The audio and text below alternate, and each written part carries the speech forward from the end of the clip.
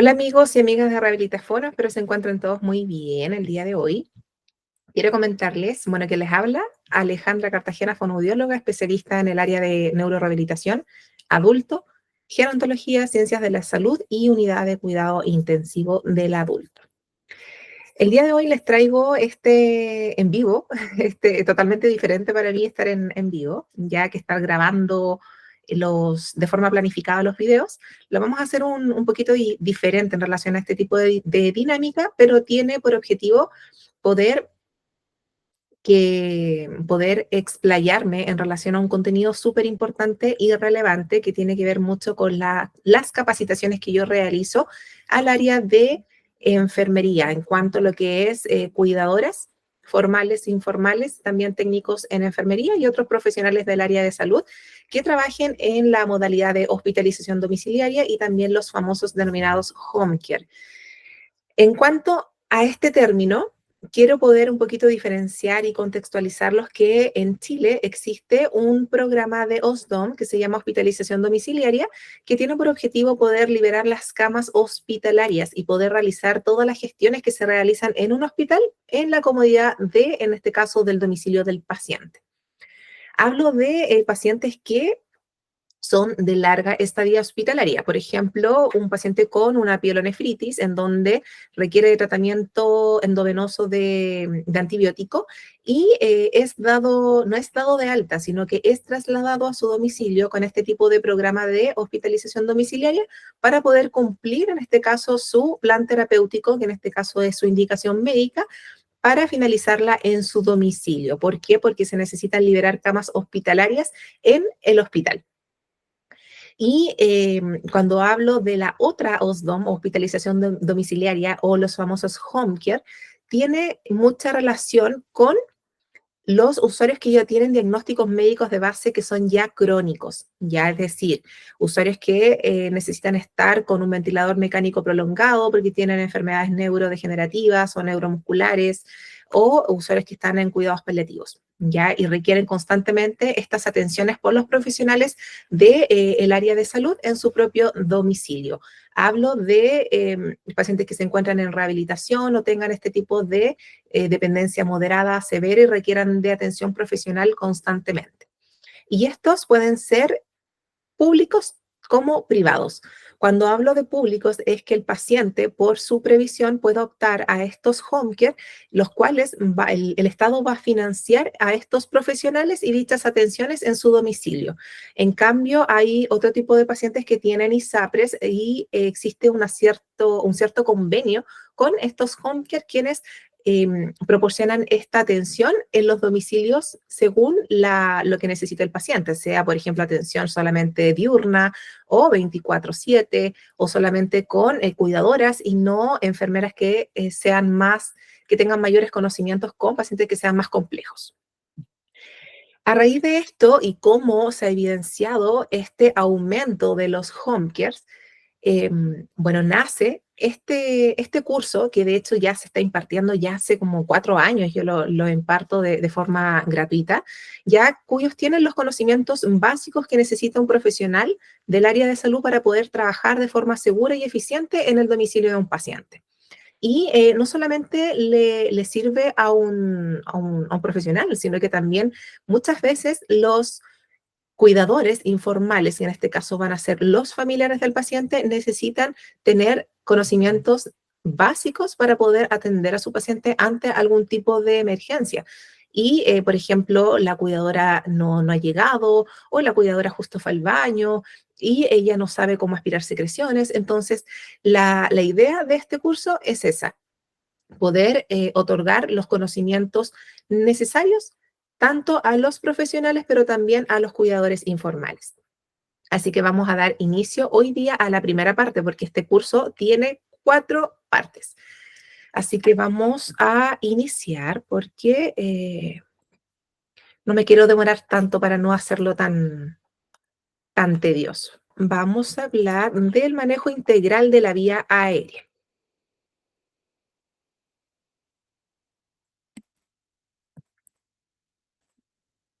Y vamos a iniciar con el concepto de la definición de la vía aérea artificial.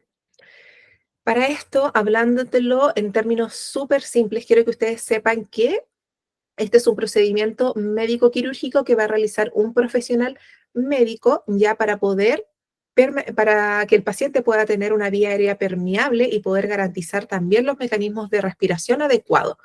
Hablo de respiración en relación al mecanismo de inspiración y expiración y también que se ejecute este intercambio gaseoso de la forma más adecuada.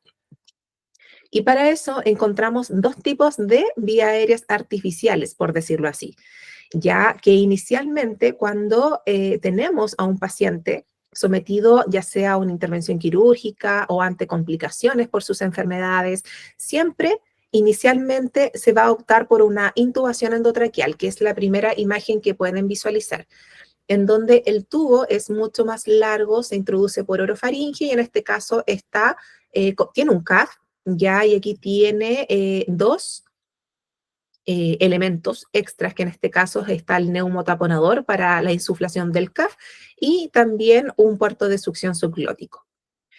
Y acá nos encontramos con esta cánula de traqueostomía, que es un tubo, una cánula que va directamente al cuello, ya que se introduce entre anillos traqueales y es mucho más corta y también va directamente en lo que es la vía aérea. También tiene un CAF y en este caso solamente tiene la conexión del neumotaponador. Ambos, en este caso, tienen por objetivo mantener la vía aérea permeable de un paciente. Ya, por ejemplo, en el caso de una intubación endotraqueal, si un paciente está sedado, está en una intervención quirúrgica de un tiempo prolongado, tienen que asegurar una vía aérea permeable en el paciente porque tiene riesgo de quizás poder descompensarse en la intervención quirúrgica. ¿Ya? O las indicaciones de la traqueostomía, que también lo vamos a ver a continuación, que en este caso se va a indicar porque el paciente necesita de una ventilación artificial porque la va a utilizar debido a su condición médica por un tiempo prolongado, ¿ya? Es decir, un paciente necesita la traqueostomía porque tiene antecedentes pulmonares de base, porque está con complicaciones respiratorias, no tiene buen manejo de secreciones, porque tiene una enfermedad neuromuscular, por ejemplo, un síndrome de Guillain-Barré avanzado, y requiere de ventilación mecánica prolongada. Es decir, es un candidato para una cánula de traqueostomía. U otro tipo de condiciones en donde hay obstrucción de la vía aérea superior, del cuello hacia arriba, es decir, usuarios secuelados de un traumatismo encefalocraniano, en donde hay algún tipo de obstrucción de la vía aérea superior y no puede ejecutarse este mecanismo natural del proceso de respiración a través de la vía aérea superior. Por lo tanto, es candidato a cánula de traqueostomía. ¿Ya? Y hubo otro tipo de indicaciones como alteraciones del sistema nervioso central, en donde hay cierto tipo de condiciones patológicas en las cuales, por ejemplo, un paciente no puede destetarse del ventilador mecánico, por lo tanto requiere de esta ventilación asistida prolongada. Siempre van a existir ventajas y desventajas en relación a las complicaciones que pueden generarse por este tipo de procedimiento. Pero sí quiero que sepan que siempre cuando hablamos de la traqueostomía y hay un paciente con complicación respiratoria, es mucho más seguro contar con una traqueostomía que no la tenga el paciente. Ya tener una traqueostomía siempre va a asegurarnos que la vía aérea permeable va a estar, que la vía aérea va a estar más permeable que si no la tuviese, siempre y cuando tengamos el manejo que corresponde. Ya también hay beneficios en cuanto a que requiere menos de sedación, el paciente se puede comunicar mejor también y hay un mejor manejo de las secreciones en cuanto a lo que es la aspiración de secreción. Y sí existen también complicaciones. A veces hay complicaciones instantáneas o precoces como hemorragia, la decanulación, neumotórax o infecciones. Y tardías como las granulomas, las traqueitis, decanulación, fístulas traqueosofágicas, estenosis traqueal, obstrucciones y desplazamientos. Aquí visualizamos la estructura o la parte de la cánula de traqueostomía. ¿Ya? Esta es una cánula tipo Portex, que es la marca, y es una cánula de adulto, la cual tiene un CAF o el neumotaponador, el cual se insufla a través del testigo, manguito o válvula de inflado. Tenemos acá el conector que tiene, bueno, es un conector universal, que esto quiere decir que puedo conectar cualquier dispositivo a mi cánula de traqueostomía, es decir, una válvula de fonación, una conexión para el ventilador mecánico, un filtro pasivo, entre otros. Y acá se visualiza las aletas de la cánula, que en este caso tiene orificios, ya los cuales me va a permitir colocar un collar de sujeción para poder sujetar, valga la redundancia, la cánula de traqueostomía al cuello del paciente. Y también es en esta zona en donde se puede visualizar el ID, que es el número de la cánula de traqueostomía. Cuando un paciente tiene un recambio programado o tiene un cambio de cánula de traqueostomía por una emergencia, es súper necesario que ustedes sepan el ID, ya que, por ejemplo, un paciente que tenga una cánula de traqueostomía con un ID 9 y yo le quiera colocar una cánula de traqueostomía que sea 6, no va a quedar bien adherida, no va a quedar instalada de forma adecuada porque el estoma es mucho más grande. Y la idea es que sea del ID del paciente. Cuando hablamos de los tipos de cánula, aquí encontramos una que es pediátrica, que no vamos a abordar mucho en esa, ya que estamos abordando contenidos del paciente adulto. Aquí nos encontramos una cánula que es muy similar a la anterior, pero de otra marca. Y aquí hay otros elementos que son súper interesantes que quiero que tengan en consideración, que son las camisas o las endocánulas que se utilizan para facilitar la limpieza de la endocánula. Así también nos podemos evitar estar aspirando constantemente al paciente, sino que retiramos la camisa o la endocánula y la limpiamos. Y hay otras que también tienen esta especie de agujeros o se encuentran o son cánulas fenestradas que se denomina, que se utiliza mucho en lo que es la rehabilitación fonoaudiológica. Esta es una cánula que tiene otro elemento que es muy importante que ustedes sepan y lo visualicen ahora, que es el puerto de succión subglótico, que también nos sirve mucho en la rehabilitación, pero también para aspirar todo el contenido supracaf que se encuentra en esta área, principalmente para pacientes que tienen riesgo de aspirar secreciones. Y acá encontramos la guía, que como su nombre lo dice, esta guía nos permite facilitar la introducción de la cánula en caso de la primera instalación o en un recambio de cánula de traqueostomía. Bueno, y aquí tenemos también otro taponcito, que es este azul que está acá, que es el obturador que esto se utiliza por lo general cuando un paciente ya es candidato a iniciar con protocolos de decanulación para poder retirar en un futuro la cánula de traqueostomía. Y aquí tenemos las funciones del neumotaponador, que es el famoso CAF que encontramos acá. Quiero que sepan que la función que tiene este CAF es prevenir las aspiraciones de las secreciones orofaringeas. Es decir, un paciente que tiene riesgo de aspiración, o sea, de sus propias secreciones o del alimento o de la saliva, todas estas alimentos o secreciones van a quedar sobre el CAF. Por lo tanto, para poder, para inflar este CAF, lo que me permite es detener que este flujo viaje directamente a la vía aérea inferior y se generan estas futuras neumonias por aspiración. Por lo tanto, ¿cómo voy a sacar toda esta secreción que se encuentra en esta zona? Es a través de este puerto de succión subglótico. ¿Y con cuánto voy a inflar este CAF? Es lo que muchos se preguntan. Por lo general, hay en los establecimientos de salud existe el cafómetro, que es este implemento para poder inflar el CAF para no poder sobrepasarme en relación a los milímetros de agua que se requieren. Cuando hablamos de la unidad de medida, centímetros de agua, no quiere decir que lo vamos a inflar con agua, sino que se infla con aire. ¿Ya? No es lo mismo, por ejemplo, en la instalación de una sonda Foley en la cual se insufla el CAF con agua bidestilada. Cuanto a la presión máxima de inflado, en este caso siempre va a ser máximo 30 centímetros de agua. No más que eso porque podemos generar mayores complicaciones en la vía aérea del paciente, ya sea edema, dolor, ulceraciones, incluso necrosis de la vía aérea. Muchas veces en los domicilios no nos vamos a encontrar con este tipo de implemento, ya para que igual lo tengan en consideración. La idea es estar revisando en cada turno la presión de este CAF. Pero ¿cómo lo podemos verificar que realmente está con la presión adecuada si no tenemos un cafómetro? Es porque más que nada nos guiamos en cuanto a que el paciente no fone, porque cuando un paciente tiene el CAF desinflado, hace que el aire pueda circular hacia las cuerdas vocales, hacia la vía aérea superior, por lo tanto hay fonación. Y eso es un indicatorio.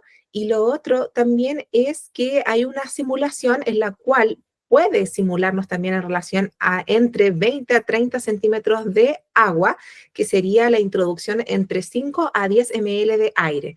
Por lo tanto, en vez de utilizar este cafómetro, voy a utilizar una jeringa de aire para poder introducir entre 5 a 10 ml de aire. Siempre hay que tener cuidados en la traqueostomía, ya sea directamente con la cánula de traqueostomía, pero también con la región periostomal. Ya hablamos de los cuidados de la piel y el estoma, en que cada vez que un paciente o un familiar está con su familiar o con su paciente, tiene que revisar la cánula de traqueostomía. Si es que no hay piel enrojecida, si es que no hay signos de infección, calor local, eritema, enrojecimiento, ya si es que no hay secreción purulenta, hemorragia, presencia de granulomas externos, ya, o directamente un desplazamiento de la cánula de traqueostomía. Siempre es muy importante en relación a los cuidados de la traqueostomía y realizar las curaciones también que competen al estoma, ya mínimo cada 12 horas o cada vez que el paciente lo requiera, porque a veces hay pacientes que son muy hipersecretores y de hecho secretan por la región periostomal. La fijación de la traqueostomía también es súper importante, ya que no nos podemos exceder en estar ahorcando a un paciente con un collar de sujeción y tampoco tenerlo muy suelto, ya que tenemos peligro en que el paciente se pueda decanular. Siempre, como mínimo, se considera que pueda pasar entre un dedo o dos dedos entre el collar de sujeción, teniendo como referencia en la región del cuello, pero hacia la nuca, la región posterior. Y también es muy importante la termohumidificación. Quiero que ustedes también tengan en consideración, o para aquellos que no saben, que un paciente que tenga una cánula de traqueostomía ya no está respirando por nariz. Ya, de hecho, las terminaciones nerviosas en relación al olfato se pierden. Por lo tanto, por más que usted quiera que un usuario huela, por ejemplo, algún alimento, algún perfume, no va a poder realizarlo. De hecho, se ha evidenciado y se evidencia de que los pacientes con cánula de traqueostomía pierden la funcionalidad de estas sensaciones de olfato y también de el gusto. Por eso, esto se rehabilita más adelante en el proceso de cuando el paciente se está insertando a la rehabilitación de la comunicación. Y en estos casos lo que se realiza, se implementa un filtro pasivo, ya, o filtros que son activos con bases calefactoras para ventilaciones mecánicas, para ventiladores mecánicos, para aquellos pacientes que tengan en este caso la traqueostomía, cuyos filtros lo que van a hacer es cumplir la función, en este caso, de la nariz. Por eso es importante que el paciente que tenga esta cánula de traqueostomía siempre tenga o su filtro ya o los otros implementos, ya sea su válvula de fonación o su sistema de succión cerrada, entre otras, para evitar en este caso de que hayan complicaciones en la vía aérea, ya que el paciente no tiene microvellosidades, no tiene esta capacidad de poder entibiar el aire o de filtrar partículas extrañas. Por lo tanto, todo lo que entra directamente a la vía aérea. Esto ya lo habíamos conversado previamente.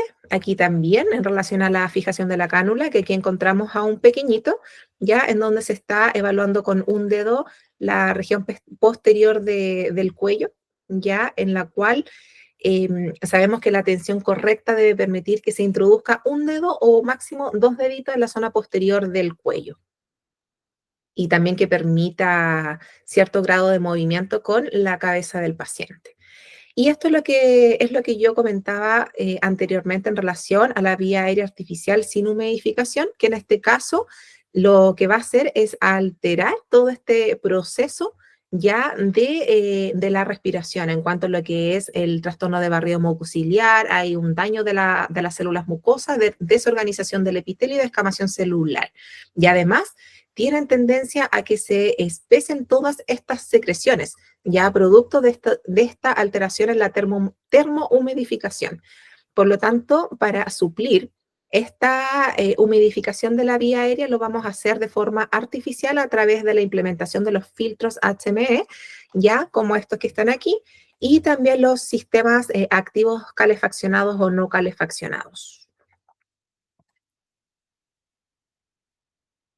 Y aquí llegamos a la aspiración de secreciones, que vamos a encontrar dos tipos de aspiración de secreciones, el sistema abierto y el sistema cerrado. El más utilizado es el sistema abierto. Voy a buscar dónde dejé mi sondita.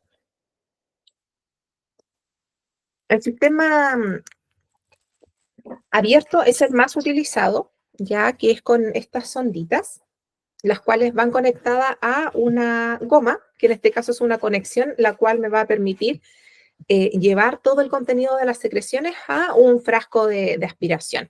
Y todo esto se hace a través de un sistema de aspiración que es con un motor, que va generando cierta presión que se va regulando para poder yo ir aspirando las secreciones. Como les comentaba, el sistema abierto es un sistema estéril, ya en el cual por lo general siempre en las hospitalizaciones, cuando estamos en un establecimiento de atención terciaria en hospitales o secundarios, siempre este procedimiento lo realizan los kinesiólogos por lo general, ya hacen su aspiración de secreciones, o sea, primero su kinesioterapia, su KTR, y luego hacen esta aspiración de secreciones, por lo general con asistencia de, el área de enfermería. ¿Por qué hablo de esto? Ustedes pueden considerar de que quizás no me compete entrometerme en el ámbito de la quimio respiratoria, pero sí es importante que lo tengan en consideración las personas que trabajan en atención domiciliaria, porque hoy en día existen muchos usuarios con vía aérea artificial en domicilio, sea de forma particular, sea a través de esta hospitalización domiciliaria o estos home care. Por lo tanto, sí o sí, todas las cuidadoras y técnicos en enfermería o enfermeras que trabajen con ese tipo de pacientes tienen que estar, y los mismos cuidadores informales tienen que estar capacitados para poder trabajar o implementar este tipo de procedimiento. Lo hablo porque no podemos estar esperando que llegue un médico o una enfermera profesional o un kinesiólogo a realizar un procedimiento de forma ambulatoria cuando va a demorar mucho tiempo en llegar a un domicilio. Por lo tanto, sí o sí el profesional que trabaja directamente en domicilio o los familiares tienen que estar capacitados. De hecho, es uno de los requisitos para que un paciente esté en atención domiciliaria. Bueno, el objetivo que tiene la aspiración de secreción es mantener esta vía aérea permeable y también nos permite realizar tomas de muestras de cultivos de la vía aérea, ya de las secreciones. Y recapitulando, este sistema abierto es, yo diría que es más económico que el sistema cerrado, pero el sistema cerrado permite prevenir también las infecciones, ya que, como lo dice su nombre, cerrado es una sonda que viene envuelta como en un plástico y en ningún momento yo voy a manipular esa sonda interna, por lo tanto, solamente por fuera, por el plástico, yo voy a introducir la sonda en la cánula de traqueostomía y voy a salir aspirando las secreciones, pero en ningún momento voy a contaminar esa sonda. Sí, dichos implementos tienen que hacer sus recambios correspondientes, mínimo ya cada, si no me equivoco, eran 72 horas ya en los hospitales para todos los elementos invasivos como vías venosas, pero las cánulas de traqueostomía por protocolo deberían ir cambiándose y sus sistemas mínimo una vez en el mes, cosa que a veces no se implementa por el hecho de que las cánulas de traqueostomía tienen un costo bastante elevado y se cambian específicamente en algunos home care por protocolo una vez en el mes o directamente cuando el paciente realmente lo requiere, cuando hay alteraciones de la permeabilidad de la cánula de traqueostomía. Aquí nos vamos a encontrar la ejecución correcta de cómo se debe hacer la succión endotraqueal, en donde solamente vamos a abordar acá la técnica del adulto y teniendo en consideración una técnica estéril, sabemos que debemos realizar el lavado de manos, colocarnos los guantes estériles, ¿ya? Y en este caso siempre hay que manejar una mano más estéril que la otra, ya que con una vamos a introducir y secar nuestra sonda y en la otra vamos a succionar las secreciones.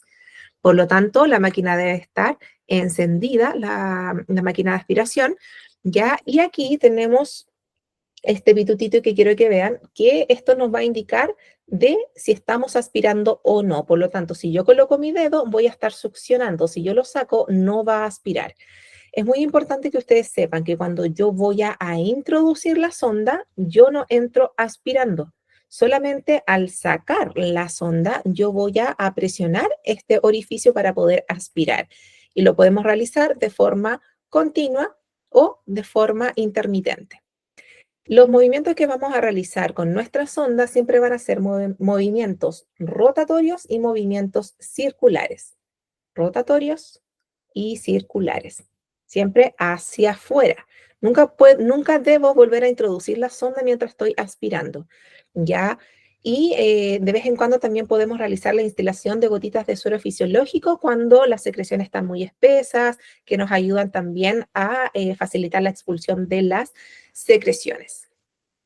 Y te has preguntado, ¿cuánto es lo que voy a introducir? Eso es una pregunta súper importante. ¿Y cómo lo vamos a hacer en un adulto? Es realizando la medición desde la comisura labial hasta el lóbulo de la oreja. Es decir, llevo la punta de la comisura hasta el lóbulo de la oreja y en mi caso son 11 centímetros. ¿Ya? Esa es la forma más correcta, lo que nos menciona la norma, que es lo que tenemos que introducir al momento que vamos a hacer la succión endotraqueal. Y aquí es donde visualizamos una imagen de un paciente. No sé qué pasa, teníamos un videíto acá, después creo que lo vamos a mostrar, pero algo pasó con este videíto. Tenemos un paciente con la cánula de traqueostomía, que en este caso no tiene ni endocánula ni camisa, tampoco un filtro. Ya tiene una cánula con CAF, porque visualizamos el CAF, acá que está el neumotaponador. Y aquí tenemos también el puerto de succión subglótico, por lo tanto nos da indicio de que este paciente tiene un trastorno de la deglución, además. Ya aquí se visualiza una gasa bien limpia, quizás se realizó la curación previamente y también tiene su collar de sujeción. Estas son las máquinas que por lo general se utilizan en atención domiciliaria. Son totalmente diferentes a las máquinas que se utilizan en los hospitales, que vienen por lo general con una red de aspiración, así también como con una red de oxígeno. Aquí tenemos nuevamente aquí a este paciente. Voy a publicar los videitos en un short más adelante, en donde voy a enlazarlo a este video porque algo pasó, estamos con problemas técnicos que no se pueden visualizar los videitos. Esto también lo conversamos. Sí es importante que en todo momento un paciente que se está realizando aspiración de secreciones sea monitorizado en relación al control de signos vitales. Ya, sobre todo evaluar cómo está la presión arterial, frecuencia respiratoria y saturación de oxígeno. Y aquí vamos a hablar de otro dispositivo que también se utiliza mucho con este tipo de pacientes y son las válvulas de fonación. Estas válvulas de fonación, aquí tenemos dos ejemplos, la Pasimodio y la Chili, ya hay distintas, también está la Portex, hay distintos tipos de marcas, pero tienen mucha consideración en relación a que unas se utilizan con ventilación mecánica y otras sin ventilación mecánica. Son implementos bastante costosos, por lo tanto les recomiendo de que los cuiden bastante, sobre todo también en cuanto a lo que es su limpieza, ya que cuando el paciente tose, también se pueden manchar. Así como se limpian las camisas o las endocánulas y después se vuelven a utilizar, lo mismo es con la válvula de fonación. Sí quiero que sepan que no vamos a utilizar una válvula de fonación con cualquier paciente, ¿ya? Tiene que ser un paciente que tenga un adecuado manejo de secreciones, sí o sí. Es decir, el paciente para iniciar la rehabilitación de la comunicación tiene que cumplir con ciertos criterios. Y en este caso, el paciente tiene que tolerar el CAF desinflado, ¿ya? ¿Por qué les digo esto? Porque esta es una válvula que funciona con un flujo unidireccional de aire, ¿ya?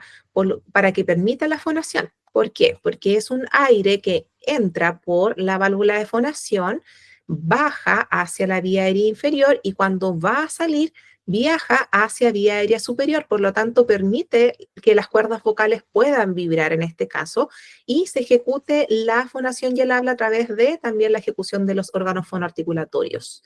Ya no va a salir en ningún momento, el aire por la válvula de fonación. No así un filtro. Por ejemplo, si le coloco un filtro a un paciente y tiene el CAF desinflado, el aire se me va a estar escapando por vía aérea superior y también por la misma cánula de traqueostomía. Por lo tanto, lo que puede que escuchemos es un habla monótona, muy bajita, voz hipofónica, o podemos encontrar más bien sonidos guturales, ¿ya?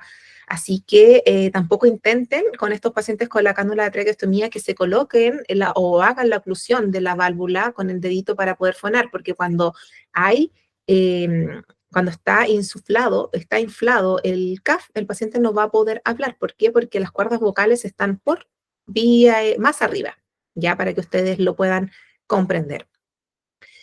Y es importante empezar a incluir un paciente que ya califica rehabilitación porque ya el hecho de que pueda circular el oxígeno y el aire hacia la vía aérea superior va a hacer que el paciente se pueda rehabilitar mejor en cuanto a la comunicación, pero también en cuanto a los sentidos, al olfato y también al gusto, ya porque en toda esta área se pierde mucha sensibilidad.